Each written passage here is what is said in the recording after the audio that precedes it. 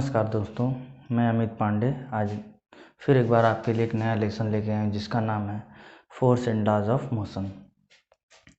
चलिए आज हम पढ़ेंगे फोर्स और लॉज ऑफ मोशन, बल और गति के नियम। चलिए बल और गति के नियम जानने से पहले सबसे पहले हम शुरू करते हैं अपना मोशन होता क्या है। असल में मोशन क्या होता है ये जान लेते हैं।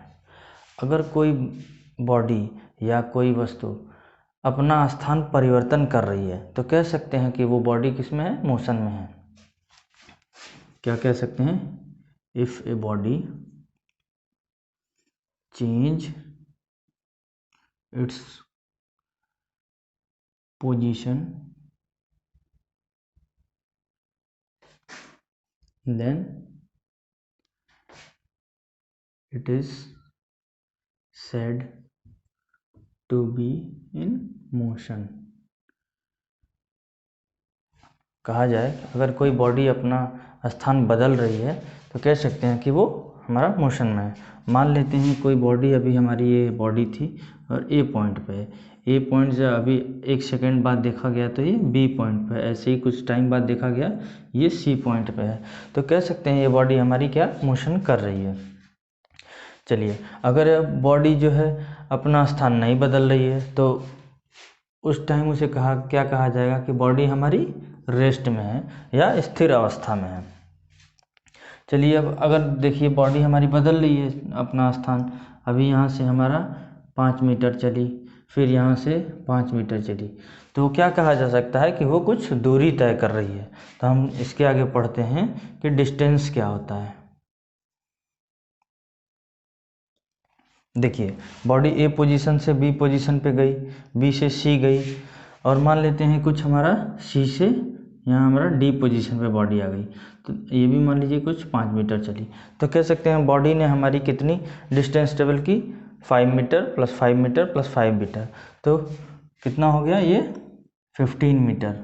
तो हमारा डिस्टेंस कितना हो गया 15 मीटर। अगर इसको डिफाइन किया जाए तो कहा जा सकता है the total path travelled by the body या total length of path travelled by the body. इसको क्या लिखेंगे? Total length of path travelled by the body. तो ये हमारा क्या हो गया? डिस्टेंस हो गया। अगला आते हैं हम डिस्प्लेसमेंट पे।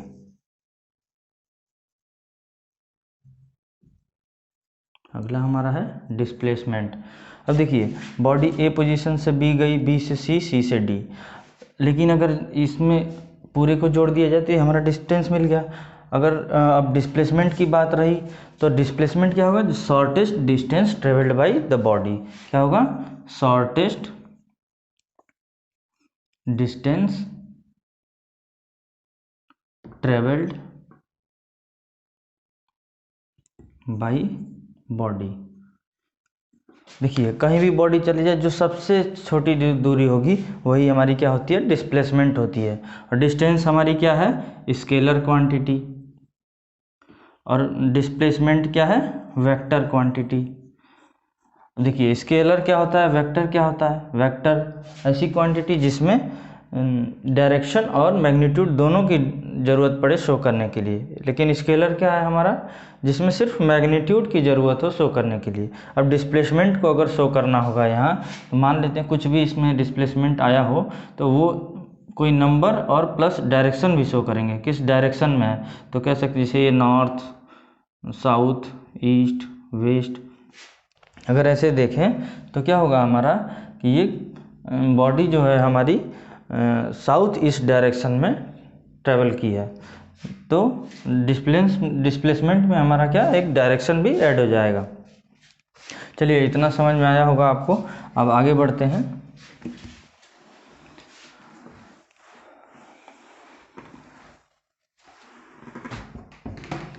देखिए अगला हमारा टॉपिक क्या है? स्पीड। अब स्पीड क्या होता है? Distance travelled by body in पर यूनिट टाइम। क्या कह सकते हैं? या rate of change of distance is called speed. तो इसको भी लिख देता हूँ मैं, distance travelled by body in पर unit time is called speed. Speed जो होती है हमारी स्केलर क्वांटिटी होती है।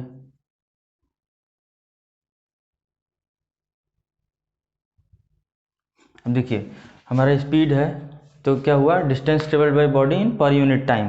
तो अगर स्पीड को हम एस से शो करें तो स्पीड इज इक्वल टू क्या होता है, डिस्टेंस अपॉन टाइम।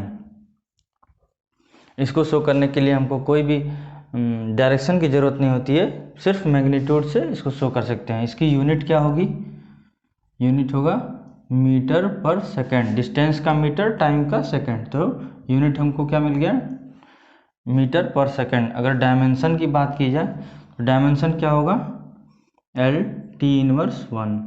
तो यूनिट एंड डायमेंशन मैं आपको पढ़ा चुका हूँ पहले ही, तो अगर नहीं पता यूनिट एंड डायमेंशन के बारे तो आप हमारा पिछला लेक्चर जाके देख सकते हैं, प्लेलिस्ट में आपको वहाँ मिल जाएगा लेक्चर। अगला हम आते हैं वेलोसिटी। देखिए अब वेलोसिटी क्या होता है, इसमें था डिस्टेंस ट्रेवल्ड पर यूनिट टाइम, अब वेलोसिटी क्या होगा हमारा, डिस्प्लेसमेंट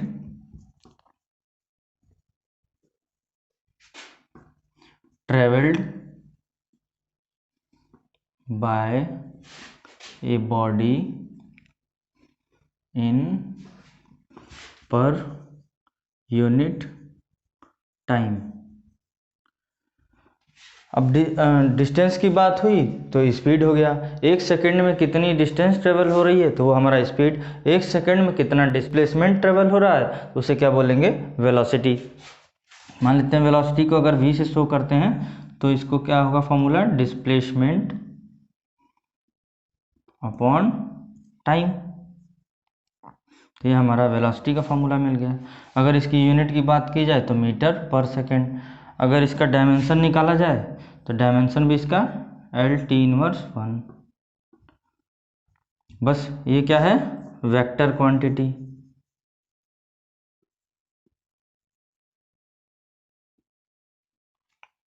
चलिए स्क्रीनशॉट ले सकते हैं आप इसका, आगे बढ़ते हैं हम।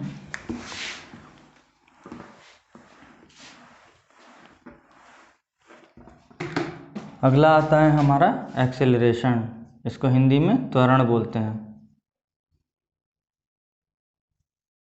अब इसमें कह सकते हैं कि change in velocity per unit time is known as acceleration. अगर कोई बॉडी है, मान लेते हैं कि इनिशियली वो वी आई स्पीड से थी, इनिशियली इसकी स्पीड थी वी आई। अब मान लीजिए ट्रेवल करना शुरू की ए पॉइंट से, और अब बी पॉइंट पे जाते जाते इसकी स्पीड हो गई वी एफ, या इनिशियल इसका यू था, फाइनल में वी था। चलिए यू और वी से शो कर देते हैं। इनिशियल स्पीड इसकी यू थी और फाइनल स्पीड वी थी। अगर कहा जाए कि इसमें एक्सेलरेशन कितना हुआ तो क्या हो, एक्सेलरेशन का डेफिनेशन क्या होता है, rate of change of velocity. मतलब वेलोसिटी या वेग के बदलने की दर को क्या होता है, हमारा एक्सेलरेशन होता है। तो यहाँ एक्सेलरेशन फाइंड किया जाए तो v माइनस यू, ये change in velocity upon t, तो ये हमारा क्या मिल गया, एक्सेलरेशन मिल गया। अब देखिए एक्सेलरेशन अगर मान लीजिए वेलोसिटी अगर ज़्यादा है, इनिशियल वेलोसिटी ज़्यादा है, फाइनल वेलोसिटी कम है, उस टाइम पे क्या होगा, हमारा एक्सेलरेशन माइनस में आएगा। मतलब स्पीड कम हो रही है तो उस टाइम हमारा माइनस में एक्सेलरेशन है, तो उसी माइनस एक्सेलरेशन को हम रिटार्डेशन बोलते हैं। जब चेंज इन स्पीड ज़्यादा से कम की तरफ हो रही हो तो क्या करेंगे, उसको उस एक्सेलरेशन को बोलेंगे रिटार्डेशन, मंदन बोलेंगे।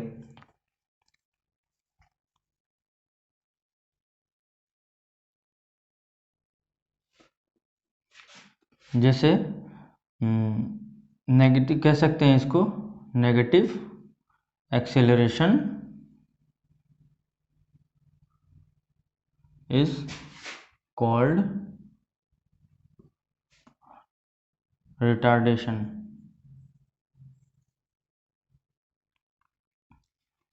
अब देखिए एक्सेलरेशन की यूनिट क्या होगी, मीटर पर सेकेंड स्क्वायर। अगर इसका डायमेंशन लिखा जाए तो Lt−2, तो यहाँ से हमको डायमेंशन मिल गया। तो ये हम एक्सेलरेशन की बात हो गई। अब अगला आते हैं हम मोमेंटम पे। चलिए देखते हैं मोमेंटम क्या होता है। देखिए अब हम आते हैं मोमेंटम पे।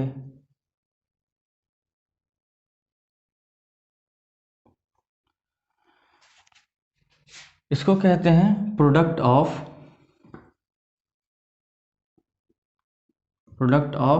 Mass and velocity. Product of mass and velocity क्या हो जाता है हमारा, मोमेंटम, या इसको हिंदी में बोलें तो संवेग। मतलब मोमेंटम को हम P से शो करते हैं और m इंटू वी, ये हमारा क्या हो गया, मोमेंटम। इसका यूनिट लिखें तो क्या होगा, kg मीटर पर सेकेंड। या इसका डायमेंशन अगर लिखें तो देखेंगे तो क्या होगा, mL/T−1। तो ये हमारा मोमेंटम हो गया। अगला आते हैं हम फोर्स पे। मेन अब अगले टॉपिक पे हम पहुँचे कहाँ, फोर्स पे। देखिए फोर्स क्या होता है, एक ऐसा कारक जो किसी भी बॉडी का पोजीशन को चेंज कर दे, या उसके मोशन के पोजीशन को चेंज कर दे, या उसके स्टेट ऑफ रेस्ट को चेंज कर दे। ऐसा कारक जो, जैसे मान लीजिए हमारी बॉडी यहाँ है, ऐसे रेस्ट में है, हमने कुछ फोर्स लगाया, ये क्या किया, इसके पोजीशन को चेंज कर दिया। तो पोजीशन को चेंज कर दिया, अब ये बॉडी किस में आ गई, मोशन में आ गई। तो ऐसा कारक जो किसी बॉडी के स्टेट को चेंज कर दे उसे क्या बोलते हैं, फोर्स बोलते हैं। या ऐसा कॉज जो किसी बॉडी के स्टेट को चेंज कर दे, जैसे स्टेट रेस्ट में है तो उसको मोशन में ला दे, अगर बॉडी मोशन में है तो उसे रेस्ट में ला दे। या कोई बॉडी एक्सेलरेट हो रही है तो उसको डी एक्सेलरेट करा दे, या एक्सेलरेशन की डायरेक्शन को चेंज कर दे। मान लीजिए बॉडी अभी इस डायरेक्शन में मोशन में थी, हमने इधर से फोर्स लगा दिया, अब डायरेक्शन इधर हो गया, तो उसे भी क्या बोलेंगे, जो कॉज की वजह से वो डायरेक्शन चेंज हुआ है उसे फोर्स ही बोलेंगे। या कहा जा सकता है कि अगर किसी बॉडी का शेप एंड साइज में चेंज कर दें, या कह सकते हैं कन्फिग्रेशन में चेंज किया जाए, तो जो कॉज की वजह से उसके कन्फिग्रेशन में चेंज आएगा वो हमारा क्या हो जाएगा, फोर्स। चलिए तो मैं इसका डेफिनेशन लिख देता हूँ।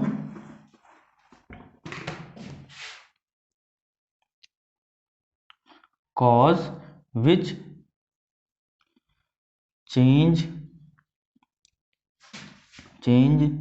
the change or try to change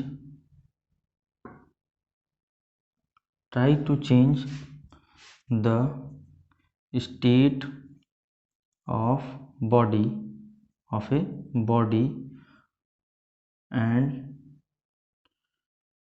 configuration of body।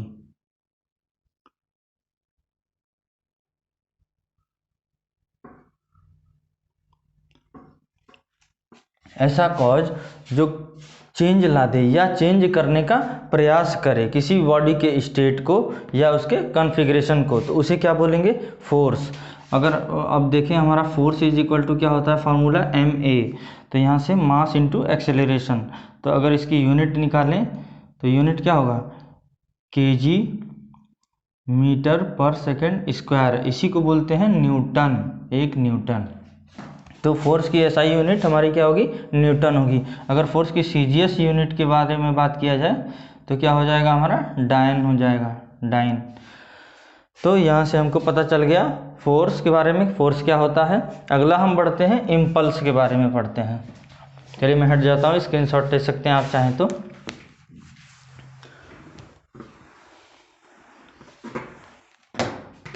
अब अगला हम पढ़ते हैं इम्पल्स क्या होता है। इसको बोलते हैं आवेग। देखिए अगर किसी बॉडी पे किसी बॉडी पे हम फोर्स लगाएं डेल टी टाइम के लिए, मतलब बहुत छोटे समय के लिए फोर्स को कैलकुलेट किया जाए, मतलब किसी इंस्टेंट पे अगर फोर्स लगाएं उसे क्या बोलते हैं, इम्पल्स बोलेंगे, संवेग बोलेंगे। मतलब अगर इम्पल्स कैलकुलेट किया जाए तो क्या होगा, force into del T time, तो यहाँ से हमारा इम्पल्स मिलेगा।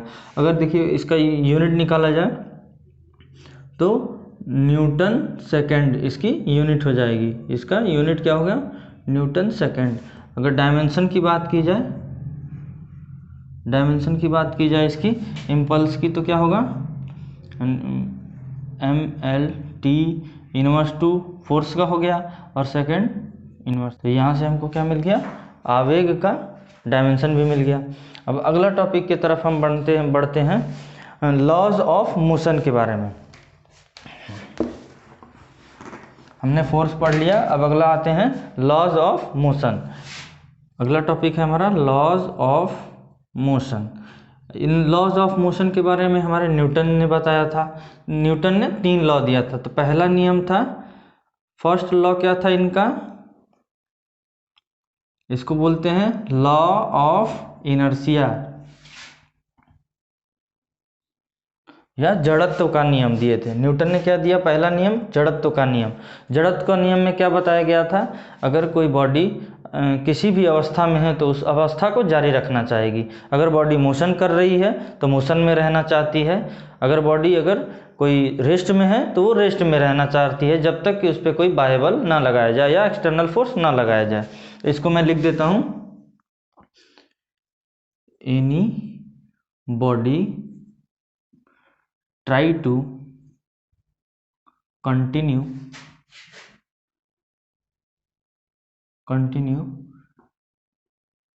its state of rest or motion। ये था हमारा न्यूटन का पहला नियम। एक बार और बता देता हूँ आपको, न्यूटन का पहला नियम जो था जड़त्व का नियम था या लॉ ऑफ इनर्शिया था। उसमें क्या कहा गया था कि कोई भी बॉडी अगर रेस्ट में रहती है तो वो रेस्ट में रहने की कोशिश करती है, या मोशन में रहती है तो मोशन में रहने की कोशिश है। जैसे हम कोई कहीं ट्रैवल कर रहे होते हैं, बस में बैठे हैं, तो बस अचानक अगर चल देती है तो हम पीछे की तरफ झुक जाते हैं, वो हमारा इनर्शिया की वजह से होता है। या बस अगर चल रही है और ब्रेक अचानक से लगे तो हम आगे की तरफ झुक जाते हैं, तो किस वजह से, इनर्शिया के कारण होता है। हम अपने पोजीशन में रहना चाहते हैं, मोशन में हैं तो मोशन में रहना चाहते हैं, रुके हैं तो रुके रहना चाहते हैं। जब बॉडी बस चलना स्टार्ट करती है तो हम रुके होते हैं, हमारी बॉडी रुकी होती है, इसकी वजह से वो रुके रहना चाहती है, इसलिए पीछे की तरफ चली जाती है। बस आगे जाती है और हमारी बॉडी वहीं के वहीं रहना चाहती है, इसकी वजह से हम पीछे चले जाते हैं। अगर बॉडी बस ब्रेक लगाता है, अगर बॉडी चलते हुए बस में ब्रेक लगता है तो हम आगे चले जाते हैं, हमारी बॉडी मोशन में ही रहना चाहती है, तो इसी को हम जड़त्व का नियम बोलते हैं। अगला आते हैं हम दूसरे पे, second law of motion.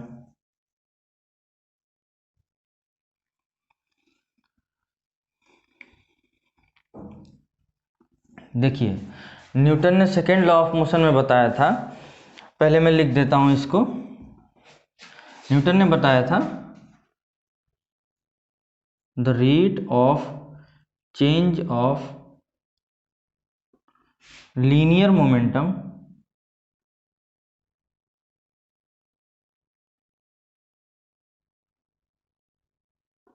Is directly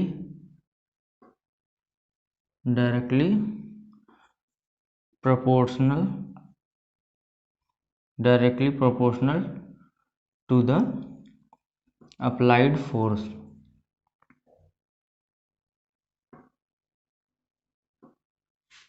and acts in the direction of force। Newton ने सेकेंड लॉ ऑफ मोशन में बताया था कि rate of change of linear momentum is directly proportional to the applied force and it acts in the direction of force. तो आइए हम इसको समझते हैं। देखिए लीनियर मोमेंटम के चेंज होने की दर जो होती है वो किसके बराबर होती है, किसके प्रोपोर्शनल होती है, फोर्स के। तो क्या कहा गया था, मान लेते हैं कि हमारा इनिशियल मोमेंटम कितना था, इनिशियल मोमेंटम था m इंटू यू, ये इनिशियल वेलोसिटी होगी। फाइनल मोमेंटम अगर हम निकालें, अगर फाइनल मोमेंटम देखें तो एम वी था। अब क्या कहा जाए, rate of change of linear momentum, तो हमारा लीनियर मोमेंटम का change M V minus M U, rate इसका किसके प्रोपोर्शनल होगा, फोर अप्लाइड फोर्स के।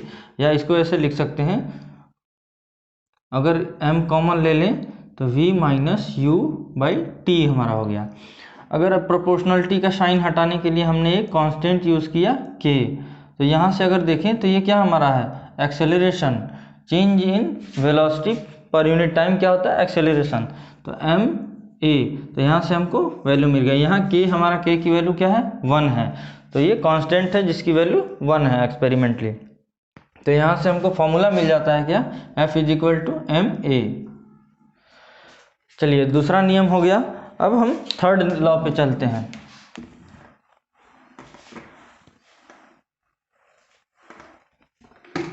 देखिए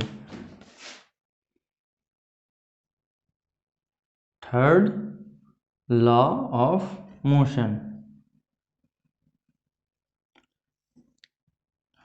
देखिए न्यूटन के तीसरे नियम में जो था वो एक्शन रिएक्शन वाला है। इसमें न्यूटन ने क्या बताया था, every and each action has equal and opposite reaction. मतलब अगर किसी भी बॉडी पे हम अगर कोई फोर्स लगाते हैं तो वो भी उसके बराबर का बल हमारे ऊपर लगाएगी, लेकिन अपोजिट डायरेक्शन में। तो न्यूटन के तीसरे नियम में, जैसे अगर हम बंदूक से गोली को फायर करते हैं तो उसने ही फोर्स से हमारे ऊपर वे झटका देती है बंदूक, तो वो थर्ड लॉ की वजह से होता है। या नाव से कूदना, नाव से कूदने पे अगर हम आगे की तरफ नाव से कूदते हैं तो पीछे की तरफ नाव का जाना, वो किसके वजह से हो गया, थर्ड लॉ ऑफ मोशन के वजह से। तो यहाँ से देखें तो यह हमारा रॉकेट प्रोपल्शन है, जितने स्पीड से उस जेट हमारा निकलता है रॉकेट से, उतने ही स्पीड से रॉकेट हमारा ऊपर जाता है। तो ये इस लॉ के एग्जाम्पल्स हैं। चलिए यहाँ से हमने देख लिया force and laws of motion हमारा कंप्लीट हुआ, और आगे बढ़ते हैं हम अपने अगले टॉपिक पे। अब हम देखते हैं कि मास क्या होता है और वेट क्या होता है। चलिए हम अगला टॉपिक देखते हैं, मास। देखिए मास क्या होता है, किसी भी बॉडी में जितना मटेरियल कंटेंट होता है उसे हम मास बोलते हैं। क्या बोलते हैं, material content in a body. तो कह सकते हैं क्या कि मान लीजिए मेरी बॉडी है, मेरे बॉडी में कितना मैटर है या कितना मटेरियल है, उसे क्या बोलेंगे, हम मास बोलेंगे या द्रव्यमान बोलेंगे। इसको m से शो करते हैं। इसकी यूनिट क्या होती है, kg होती है। इसकी यूनिट क्या होती है, kg, किलोग्राम। अगला देखते हैं हमारा वेट क्या होता है। वेट, देखिए बेसिकली वेट हमारा होता क्या है, किसी भी मास को अर्थ अपने तरफ जिस फोर्स से खींच रही होती है उसे ही क्या बोलते हैं, वेट कहते हैं या भार कहते हैं। ठीक है, मतलब मैंने वेट का क्या डेफिनेशन बताया कि अर्थ अपने तरफ किसी भी बॉडी को जिस फोर्स से खींच रही होती है उसे ही क्या बोलते हैं, वेट बोलते हैं। किसी भी बॉडी को अर्थ अपने तरफ जिस फोर्स से खींचेगी उसे वेट बोलेंगे, या किसी भी मास को अर्थ अपने तरफ जिस फोर्स से खींच रही होगी उसे वेट बोलेंगे। तो अगर हम देखें तो वेट इज इक्वल टू क्या हो जाएगा, m इंटू जी। तो मतलब gravitational pull of earth is known as weight. The force of pull applied by earth on any mass is called weight. देखिए, तो वेट की यूनिट क्या होगी हमारी, एक तरह का फोर्स है तो ये हमारी यूनिट न्यूटन। डायमेंशन में क्या होगी, फोर्स वाली, MLT इनवर्स 2। तो यहाँ से हमारा मास और वेट में अंतर हम समझ लिए। इक्वेशन ऑफ मोशन के कुछ इक्वेशंस हैं। देखिए, मैं लिख देता हूँ। पहला इक्वेशन है v is equal to you plus AT। दूसरा है s is equal to UT plus half AT square. तीसरा हमारा है v square is equal to U square plus 2AS। अब देखिए यहाँ v क्या है, v यहाँ क्या है, फाइनल वेलोसिटी।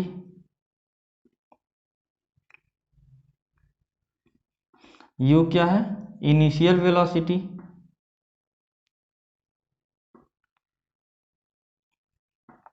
और यहाँ t क्या, a क्या है, एक्सेलरेशन। t टाइम, s हमारा डिस्प्लेसमेंट।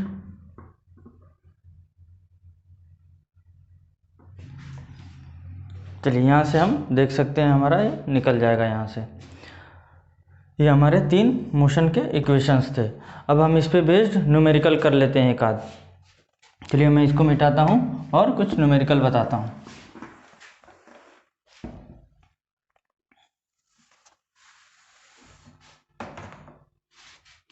चलिए देखते हैं, मेरा क्वेश्चन है, इसमें क्या लिखा है। 30 ग्राम की एक राइफल की गोली 18 मीटर पर सेकंड के वेग से किसी दीवार से टकराती है और दीवार में अंदर धंस कर रुक जाती है। गोली के दीवार से टकराने के बाद रुकने के लिए समय 0.04 सेकंड है। तो गणना कीजिए कि गोली के दीवार में धंसने की दूरी, और दूसरा इसमें गोली पर दीवार द्वारा आरोपित औसत अवरोधी बल। चलिए देखते हैं इसको कैसे सॉल्व करेंगे। हम लोग जानते हैं, अब क्या पूछा है हमारा, दूरी पूछा है। तो दूरी बराबर डिस्टेंस बराबर एवरेज स्पीड गुणे टाइम। एवरेज स्पीड गुणे टाइम कर देंगे तो यहाँ से हमारा क्या, दूरी निकल आएगा। तो इसका स्पीड कितना है, इनिशियल स्पीड कितना है 18, और फाइनली रुका कितने में, 0। रुक गया मतलब 0 हो गया। इसका एवरेज निकाल दें तो ये निकल गया हमारा एवरेज, और टाइम इसका दिया हुआ है 0.04। तो यहाँ से देखेंगे, सॉल्व करेंगे तो ये हो जाएगा 9 बार में 9 चौका 36, तो ये हमारा आ गया 0.6 मीटर। तो 0.6 मीटर जाके हमारी गोली रुक जाएगी। तो ये हमारा पहला पार्ट सॉल्व हो गया। अब दूसरा क्या है, आरोपित बल। तो बल निकालना है, तो हम जानते हैं बल बराबर force is equal to ma। तो मास दिया हुआ है, एक्सेलरेशन फाइंड कर लेते हैं। चलिए हम इधर आपको एक्सेलरेशन निकाल के दिखाते हैं। तो एक्सेलरेशन इज इक्वल टू होता है v minus you upon T. देखिए, तो हमारा v फाइनल क्या है, 0, रुक जाता है मतलब वेलोसिटी 0 हो जाती है। इनिशियल वेलोसिटी दीवार में टकराने के टाइम 18 थी, अपॉन टाइम 0.04 सेकेंड। तो अगर इसको हम सॉल्व करें तो a is equal to minus A, अगर इसको पॉइंट हटा दें तो अपॉन 4 ऐसे आ गया। अब इसको सॉल्व करेंगे तो क्या आएगा, 4 4 जा 16 और 2 बचा 4 5 जा 20। तो क्या आ गया हमारा -450। तो यहाँ अगर हम वैल्यू रख देते हैं, मास हमारा 30 ग्राम दिया हुआ है, तो इसको इंटू -400। अब देखिए ये हमारा क्या था, ग्राम में था। इसको हम किस में चेंज कर लेंगे, केजी में, क्योंकि एसआई यूनिट में हमारा होता है सारा, तो केजी में चेंज कर लेंगे। ये हमारा किस में आया था, मीटर पर सेकंड स्क्वायर में। तो इसको क्या किया हमने, केजी में चेंज कर लिया। तो क्या हो गया 0.03 हमारा केजी। अब इसको सॉल्व करेंगे तो 3 5 जा 15, 3 0 जा 0, 3 5 जा 15, 3 4 जा 12 और 1 13, यहाँ देखिए 3 डेसिमल पे हमारा, या इसको मिटा देते हैं 0 को, तो 2 डेसिमल पे हमारा डेसिमल लगा हुआ है, तो यहाँ डेसिमल लगा देंगे तो हमारा आ गया क्या 13.5 न्यूटन। देखिए अगला मेरा प्रश्न है, 1 kg मास का एक हथौड़ा 20 मीटर पर सेकंड के वेलोसिटी से एक खूंटी में मारने पर खूंटी दीवार में 10 सेंटीमीटर तक धंस जाती है। गणना कीजिए कि टक्कर से उत्पन्न त्वरण, टक्कर में लिया गया समय और संवेग। चलिए शुरू करते हैं पहला से।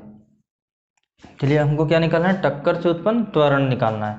अगर टक्कर से उत्पन्न त्वरण निकालना है, और पहले हम लिख लेते हैं इसमें दिया क्या क्या गया है, पहले लिखेंगे क्या क्या क्या दिया गया है। देखिए हमारा इसका इनिशियल मास दिया है कितना, 1 kg, मास हमारा कितना है 1 kg, और हथौड़े का वेलोसिटी दी है, मतलब ये हमारी इनिशियल वेलोसिटी है कितनी 20 मीटर पर सेकेंड। फाइनल वेलोसिटी लास्ट में हथौड़ा हमारा रुक जाएगा, तो फाइनल वेलोसिटी हमारा कितना हो जाएगा 0 मीटर पर सेकेंड। अब आगे क्या दिया हुआ, मारने पर 10 सेंटीमीटर धंस जाता है, मतलब डिस्टेंस दी हुई है s, कितना 10 सेंटीमीटर। अब इसको मीटर में चेंज करें तो क्या होगा 0.1 मीटर।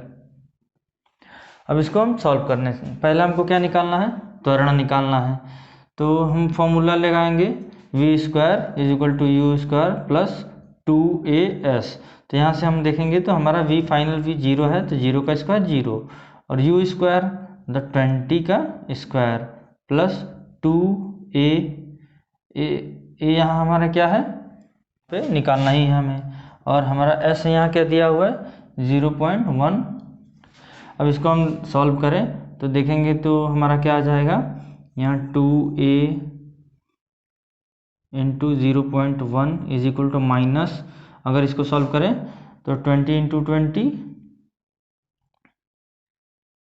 400। तो अगर इसको और सॉल्व करें एक स्टेप, तो a इज इक्वल टू क्या आएगा -400 अपॉन 0.2। तो यहाँ से इसको सॉल्व करते हैं, 2 2 जा 4, तो अगर पॉइंट यहाँ है तो एक 0 यहाँ बढ़ जाएगा, तो कितना आ गया एक्सेलरेशन है -2000 मीटर पर सेकंड स्क्वायर। अब देखिए हमारा पहला पार्ट सॉल्व हो गया है, तो यहाँ त्वरण हमारा निकल आया, एक्सेलरेशन निकल आया। दूसरा क्या है, टक्कर में लिया गया समय।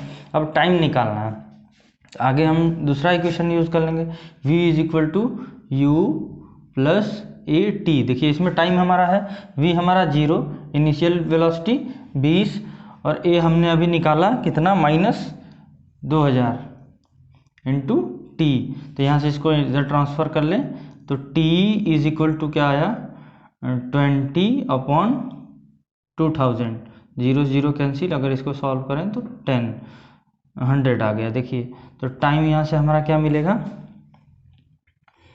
तो 0.001 सेकेंड। तो यहाँ से हमारा टाइम भी मिल गया।